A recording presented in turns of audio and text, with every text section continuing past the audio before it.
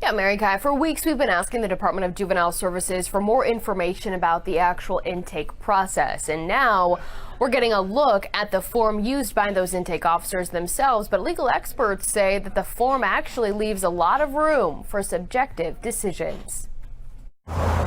The Department of Juvenile Services remains in the hot seat, specifically questions about the intake process. DJS is the gatekeeper of all that information. Baltimore City State's Attorney Ivan Bates has long been critical of how decisions are made regarding detention or anything else at intake, especially the people who are making those decisions. These are DJS policies. You know, one of the things that without a doubt is frustrating is that within the criminal justice system, the state's attorneys, we're the lawyers. And DJS, they're not the lawyers. So sometimes they look at things differently than we would look at with our analysis under the law. And that is frustrating. When asked for the qualifications of the intake officers, DJS sending us this job posting link from 2014. A case management specialist listed as an entry-level job with no experience necessary.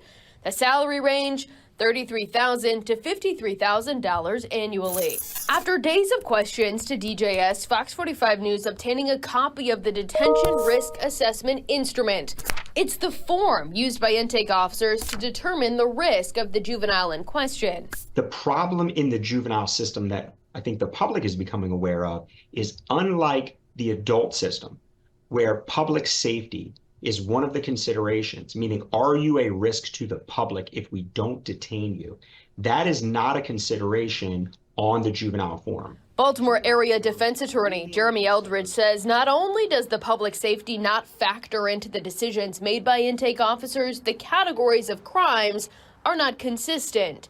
You can see on the form the various categories, but our questions to DJS about what crimes fall into those various categories continue to go unanswered. And the biggest problem with it is that it subjectively classifies crimes differently than the Maryland Code does. One example we've seen play out is robbery. The assault and robbery of 66-year-old Bernie captured on surveillance video showing the brutal incident. But the two suspects include a 15-year-old who Baltimore police say has a prior record. That 15-year-old originally charged with robbery, and Bates says DJS does not consider it a violent felony, which Eldridge says is problematic. If robbery is truly being considered a misdemeanor offense, when under Maryland state law it is a felony, that is a giant problem because it would greatly affect the court's analysis of whether a juvenile should be detained and also whether that juvenile should be charged. It should be considered consistent with current Maryland law, which is that it's a felony. Why do you think that it's not considered a violent felony within DJS right now?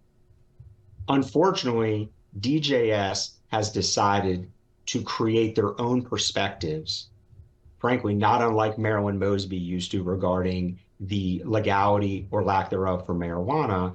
And DJS just seems to reclassify crimes on their own, which is wildly inconsistent with the current state of Maryland. Some lawmakers tell Fox 45 News they're open to exploring legislative changes. On Fox 45 News In Depth, House Minority Leader Jason Buckles says something needs to give. Well, I think one thing that just from your investigation and reporting of this that is jarring to me that we should really address and we'll begin working up legislation to address is if the Department of Juvenile Justice is saying we don't view robbery as a violent crime, so we don't require detention or additional steps for juveniles charged with robbery. I think that is ridiculous. Again, questions to DJS for a week about whether it will consider robbery a violent crime have gone unanswered. Now, if the Republicans do, in fact, draft legislation and introduce it, it will need Democratic support to see any sort of success. And at this point, it's unclear if that will happen. We're live in the newsroom. Mackenzie Frost, Fox 45 News.